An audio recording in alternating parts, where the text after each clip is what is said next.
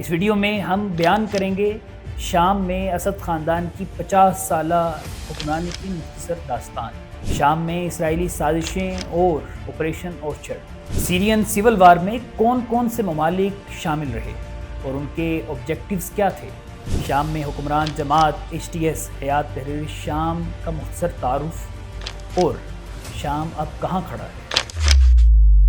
میں ہوں آپ کا ہوسٹ اسد اللہ چیمہ۔ اگر ہم شام کی موجودہ صورتحال کو سمجھنا چاہتے ہیں تو اس کے لیے ضروری ہے کہ ہم شام کی ریسنٹ ہسٹری کے بارے میں آگاہی رکھتے ہیں۔ پہلی جنگ عظیم سے قبل تمام مڈل ایسٹرن کنٹریز، جن میں سعودی عرب، عراق، شام، اردن، مصر، فلسطین اور کچھ یورپ کا حصہ بھی شامل ہے، دراصل خلافت عثمانیہ کا حصہ تھا۔ لیکن ورلڈ وار 1 میں عثمانیوں کی ناکامی، یعنی جرمن ایمپائر اور اس کے الائز کی ناکامی کے بعد یہ تمام ٹیریٹری برطانیہ اور فرانس کے قبضے میں چلی گئی، اور پھر ان کلونیل پاورز نے بغیر زمینی حقائق کو سمجھے، یعنی ثقافتی، مذہبی اور لسانی ڈیفرنسز کو مکمل طور پر اگنور کرتے ہوئے ان ممالک کی حدود کا تعین کیا، اور یہ تقسیم ہی دراصل اس خطے میں ناامنی کی بنیادی ترین وجہ ہے۔ بالکل اسی طرح شام میں بھی مختلف زبانیں بولنے والے اور ڈیفرنٹ ایتھنیسٹیز کے حامل افراد آباد ہیں، جو کہ مذہبی اور مسلکی بنیادوں پر بھی اختلاف رکھتے ہیں۔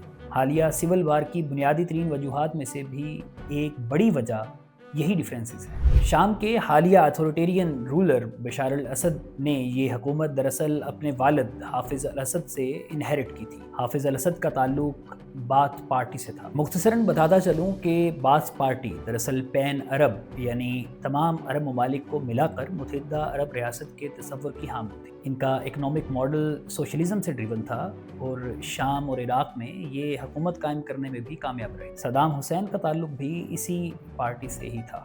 حافظ الاسد، جو کہ 1966 سے 1970 تک شام کے ڈیفنس منسٹر رہے، انہوں نے 1970 میں تب کے شامی صدر کی حکومت کو ٹاپل کر کے انہیں جیل بھیج دیا، اور پھر 1971 میں ایک عوامی ریفرینڈم کے ذریعے سے خود شام کے صدر بن گئے، اور پھر 1971 سے لے کر 2000 تک مسلسل حافظ الاسد ہی شام کے صدر رہے۔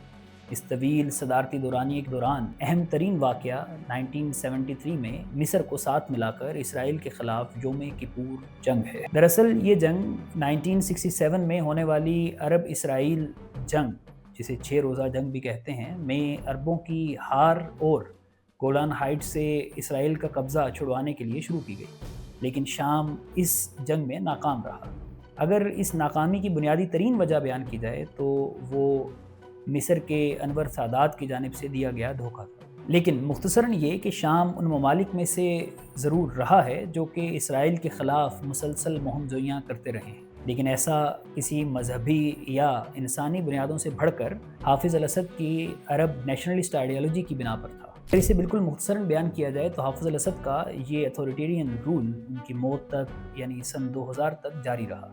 اس کے بعد حافظ الاسد کے بیٹے بشار الاسد شام کے نئے صدر بن گئے۔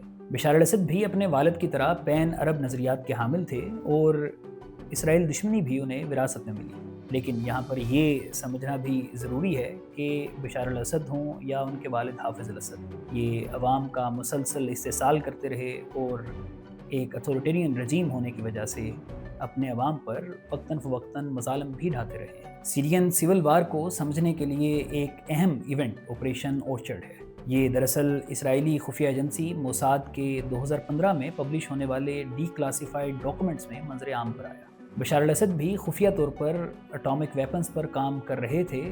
اسی سلسلے میں انہوں نے ایک خفیہ اٹامک فیسلٹی بھی بنا رکھی تھی، جسے اسرائیلی انٹیلیجنس ایجنسی موساد نے کھوج کر ستمبر 2007 میں ایئر سٹرائکس کے ذریعے سے مکمل طور پر تباہ کر دیا۔ اس کے بعد بشار الاسد کو بھی اسیسینیٹ کرنے کے لیے مختلف اٹیمپٹس کی گئیں، لیکن موساد ان اٹیمپٹس میں کامیاب نہ ہو سکی۔ البتہ 2008 میں نیوکلیئر ویپنز پروگرام کے ہیڈ بریگیڈیئر جنرل محمد سلیمان کو اسرائیلی موساد نے اسیسینیٹ کروا دیا۔ اسرائیل بشار الاسد کو دراصل شام میں اپنے دشمن کے طور پر دیکھتا تھا، کیونکہ بشار الاسد مقاومتی گروہوں یعنی فلسطین میں حماس اور لبنان میں حزب اللہ کو مسلسل مسلح کرتے رہے ہیں، اور ایران سے آنے والے میزلز اور دیگر وار ایکوپمنٹ بھی دراصل شام کے راستے سے ہی لبنان اور پھر حماس یعنی فلسطین تک پہنچتا تھا۔ جون 2011 میں تیونس سے شروع ہونے والے عرب سپرنگ نے جلد ہی پورے سیریا کو بھی اپنی لپیٹ میں لے لیا۔ بشار الاسد کے اتھارٹیرین رول کے خلاف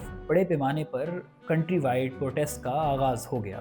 ان احتجاجوں کو روکنے کے لیے بشار الاسد نے حکومتی جبر کا استعمال کیا اور اس ظلم کی وجہ سے شام کی اکثر عوام بشار الاسد کے خلاف ہو گئی، اور اسرائیل گویا کئی دہائیوں سے اسی موقع کی تلاش میں تھا۔ اسرائیل اور یو ایس نے ترکیہ اور سعودی عرب کو ساتھ ملا کر ان گریوڈ پروٹیسٹرز کو ویپنائز کرنا شروع کر دیا۔ اسی سلسلے میں سب سے پہلے ایف ایس اے یعنی فری سیرین آرمی کے نام سے ایک گروہ کو تشکیل دیا گیا، جس نے باقاعدہ طور پر پہلی مرتبہ بشار الاسد کے خلاف مسلح جدوجہد کا آغاز کیا، کہ جس کا ہیڈ کوارٹرز ترکیہ کے جنوبی سرحدی صوبے حاتے میں قائم کیا گیا، اور یو ایس اور اسرائیل مسلسل سعودی عرب کے دیے گئے فنڈ سے اس آرگنائزیشن کو ویپنائز بھی کرتا رہا اور جنگی کمک پہنچاتا رہا۔ لیکن اس کے باوجود F S A free Syrian army زیادہ دیر تک گورنمنٹ فورسز کا سامنا نہ کر سکی اور اپنے گراؤنڈ سے پیچھے ہٹنا شروع ہو گئی۔ ایف ایس اے کی ناکامی کے بعد القاعدہ کی طرز پر ایکسٹریمسٹ آئیڈیالوجیز رکھنے والی چند آرگنائزیشنز کو تشکیل دیا گیا۔ ان میں سے 2 آرگنائزیشن نمایاں رہیں، جن میں سے ایک حیات تحریر الشام ہے HTS، اور دوسری داعش ISIS یعنی Islamic state of Iraq and Syria ہے۔ یہ دونوں تنظیمیں ہی ایک جیسی آئیڈیالوجی کی حامل تھیں، یعنی دونوں ہی ٹیررسٹ آرگنائزیشنز تھیں۔ فرق صرف اتنا تھا کہ ISIS پوری دنیا میں اپنی آئیڈیالوجی کو ایکسپورٹ کر کے خلافت قائم کرنا چاہتی تھی، جبکہ دوسری جانب HTS یعنی حیات تحریر الشام صرف اور صرف شام تک محدود رہنا چاہتی تھی۔ یہ سیرین سول وار دراصل بین الاقوامی پلیئرز کے لیے ایک تختہ مشق بن چکی تھی، لہٰذا یہاں پر یہ جاننا بھی ضروری ہے کہ کون کون سی پاورز کس طرف کھڑی تھیں اور آخر کیوں۔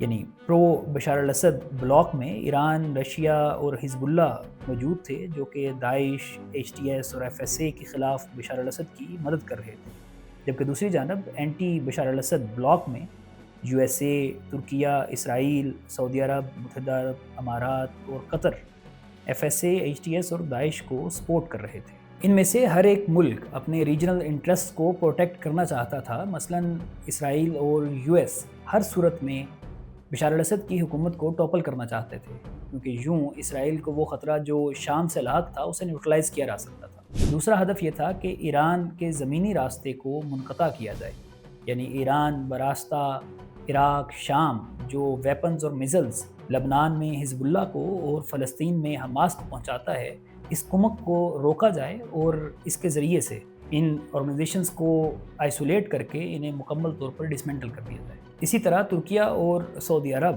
اور دیگر گلف کنٹریز دراصل مشرق وسطیٰ میں ایران کے بڑھتے ہوئے نفوذ کو کاؤنٹر کرنا چاہتے ہیں، جبکہ ایران بشار الاسد کو، جو کہ ایک ڈکٹیٹر تھا، کو رائے عامہ کی مخالفت کے باوجود سپورٹ کر رہا تھا، کیونکہ دراصل وہ کسی بھی صورت میں داعش کو اس خطے میں پریویل کرتا ہوا نہیں دیکھنا چاہتا تھا، کیونکہ اگر داعش یعنی ISIS Islamic state of Iraq and Syria کامیاب ہوتی تو دراصل next target could have been Iran. اور اس کے علاوہ ایران دراصل شام کو پرو اسرائیلی گروپس کے ہاتھوں میں نہیں جانے دینا چاہتا تھا، تاکہ کسی بھی صورت میں ایرانین آرک آف ریزسٹنس کو ٹوٹنے سے بچایا جا سکے۔ روس بھی اس خطے میں اپنے انفلوئنس کو قائم رکھنا چاہتا تھا۔ وہ کسی بھی صورت میں شام کو، جو کہ اس کا ایک مضبوط ایلائی تھا، US اور ویسٹ کے ہاتھوں میں نہیں جانے دینا چاہتا تھا، تاکہ اس کی وہ نیول بیس جو شام میں موجود ہے اسے آپریشنل رکھا جا سکے۔ یہ سول وار 2019 تک جاری رہی اور داعش کے انسانیت سوز مظالم آخرکار ختم ہوئے۔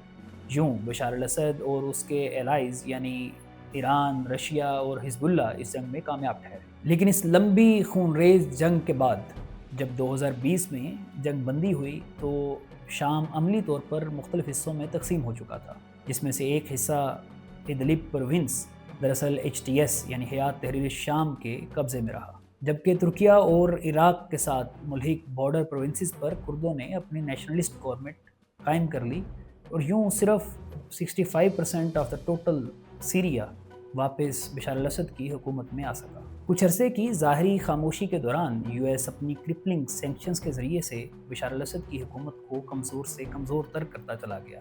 یعنی اس بات کا آپ اندازہ یوں لگا سکتے ہیں کہ بشار الاسد کی حکومتی فوج کے جنرلز کو $15 to $50 پر منتھ مل رہے تھے، یعنی پاکستانی روپیز میں اگر بات کریں تو 5,000 سے 14,000 روپے ماہوار میں تنخواہ دی جا پا رہی تھی، کیونکہ بشار الاسد کے پاس فائنینشیل ڈیپتھ نہ ہونے کے برابر ہو چکی، جبکہ دوسری جانب ایچ ٹی ایس کو یو ایس، ترکیہ اور سعودی عرب کی جانب سے اسرائیلی ایڈوائزرز کی موجودگی میں مسلسل اکوپ کیا جاتا رہا۔ اور یوں 7 اکتوبر 2023 سے شروع ہونے والی اسرائیل فلسطین جنگ کے تقریباً ایک سال بعد 27 نومبر 2024 کو ایچ ٹی ایس نے اپنے اوفینسو کا آغاز کیا۔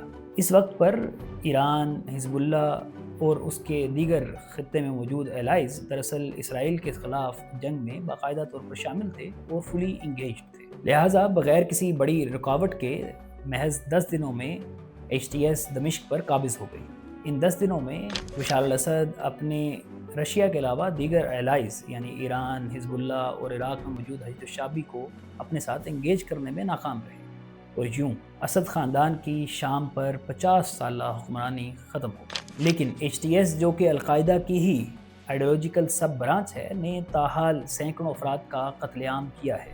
البتہ ایچ ٹی ایس کے رہنما ابو محمد الجولانی علی الظاہر ویسٹرن آئیڈیالوجیز کا لبادہ اوڑے ہوئے ہیں اور ماڈرن خیالات کا اظہار کرتے نظر آتے ہیں، لیکن ہمارے سامنے ابھی تک یہ واضح نہیں ہے کہ ایچ ٹی ایس کی طرز حکومت کیسی ہوگی۔ اس سب میں اسرائیل نے موقع دیکھتے ہوئے شام کے سرحدی علاقوں پر اپنا قبضہ جما لیا ہے اور شامی افواج کے weapons depot, jets, air bases اور دیگر اینٹی میزائل سسٹمز وغیرہ کو مکمل طور پر تباہ کر دیا ہے۔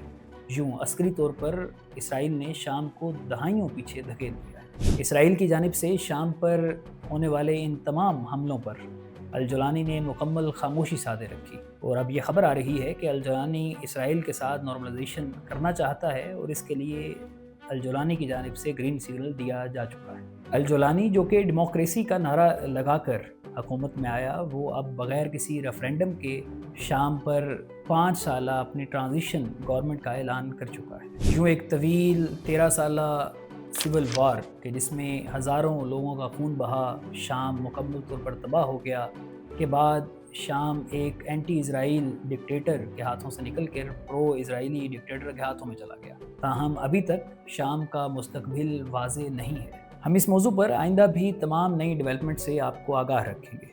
اگر یہ ویڈیو آپ کو پسند آئی ہو تو اسے ضرور لائک کیجیے، کمنٹس میں اپنی آراء کا اظہار کیجیے، اور ایسے اگر دیگر بین الاقوامی امور کے حوالے سے آپ اپڈیٹڈ رہنا چاہتے ہیں تو ضرور اس چینل کو سبسکرائب کر لیجیے۔ Thank you so much.